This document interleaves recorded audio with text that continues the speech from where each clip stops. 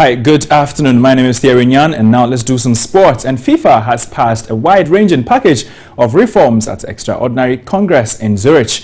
This includes limits of the president's term and the disclosure of salaries as football's world governing body seeks to recover from a corruption crisis. The new changes means FIFA's president can serve a maximum of 3 terms of 4 years each. The reforms, which were voted for by 179 of FIFA's 207 members, paves way for significant improvements to the governance of global football, including a clear separation of commercial and political decision-making, greater scrutiny of senior officials. The reforms will come into effect in the next 2 months. FIFA acting president Issa Hayatou said the reforms shows the organization is united in its bid to restore trust after recent months of damaging.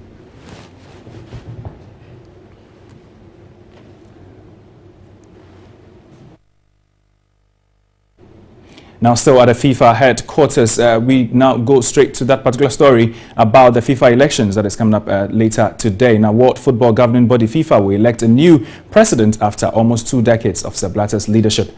The Swiss is living in an organization ravaged by widespread corruption cases, arrest of senior officials, and suspension of some of its biggest names, including Blatter himself. It means whoever succeeds Blatter will have a lot of cleaning up to do. Here is a preview of the men vying for the slot. A member of the Jordan royal family has been on the FIFA Executive Committee for 5 years. He has based his claim to the FIFA presidency on youth and a promise to make it a transparent and more credible organization. He says he will increase the share of revenues sent back to the national associations. He is currently the president of the Jordan Football Association. Jérôme Champagne. The 57-year-old Frenchman has worked for FIFA for more than 10 years, occupying positions such as Deputy General Secretary and Director of International Relations. He has vowed to bring in a greater transparency, stronger ethical standards, and modernize the world football's governing body, but is a complete outsider to return to the organization he worked for in the past. Tokyo Sehwale. The South African businessman and anti-apartheid campaigner wants to make history by becoming the first African to head football's governing body in its 111-year history.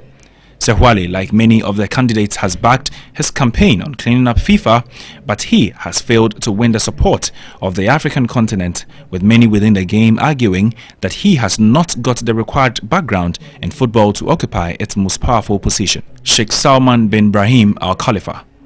The 50-year-old is considered the front-runner to succeed Blatter. He has the backing of Africa and Asia, but his campaign has repeatedly been dogged by accusations that he was complicit in the abuse of pro-democracy campaigners in Bahrain during the Arab Spring. He has described the claims as nonsense, and the feeling is that it is unlikely to affect his bid. Gianni Infantino. The 45-year-old Swiss-Italian lawyer was UEFA's General Secretary before he decided to throw his hat into the FIFA race. He has the backing of some of Europe's most powerful football federations and says he has got their experience and expertise to fix FIFA. He has also promised to expand the number of teams in the World Cup to 40 teams. So that happens to be, those were the candidates for the FIFA elections coming up later today. We wait to see who exactly is going to be the latest man to spearhead that particular organization. But away from that, let's do some news from Ashanti Gold's camp, because they have arrived in Algeria, determined to reach the next stage of the Africa Champions League. The Ghanaian League champions led 1-0 from the first leg and say they can hold their own in a terrain where Ghanaian clubs have traditionally struggled in the past. The Obuasi club trained in Tema in order to get used to the AstroTurf that they will use in Bejaya, but nothing prepares you for the difficulty that comes with playing in the sometimes hostile environment of North Africa. Coach Bashir Hayford believes he has done enough to scale those problems and go past the first round stage. We are prepared so well. That's the standard we have now, and we are going to battle it out. We have already studied them, and we know what they can do. So when we go there, I think we will also have to make sure we make Ghana proud. Hayford will rely on the immense experience of Fatah Dauda in a squad thin on players with international exposure, and the goalkeeper is confident they can cope. We are preparing, and then we're supposed to leave. So we play a trying game, but the time, so we're supposed to leave the game and then go. We are well prepared. I must confess, as a player, I must confess for what the coach has been doing with us. I know it's going to be difficult, but we believe in ourselves. We'll qualify for Mother Ghana and ourselves.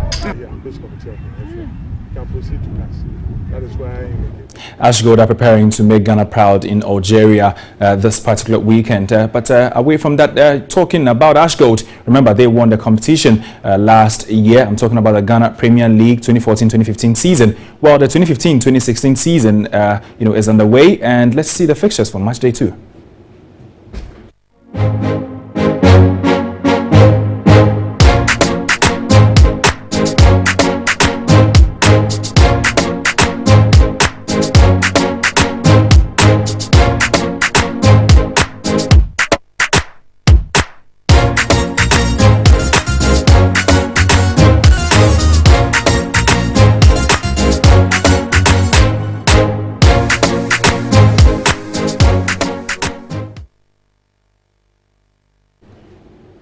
So those are the fixtures for match day 2 in the Ghana Premier League 2015-2016 season. The highlights of that particular fixtures happens to be Mediama versus Hearts of Oak. Remember that Kotoko and the Ashanti Gold has been postponed. But let me just remind you that the Europa League round of 16 draw has been made this afternoon, and the pick of those particular games happens to be Liverpool versus Manchester United, and another one between Tottenham Hotspur and Borussia Dortmund in the round of 16 in the Europa League. That's all for sports. My name is Thierry.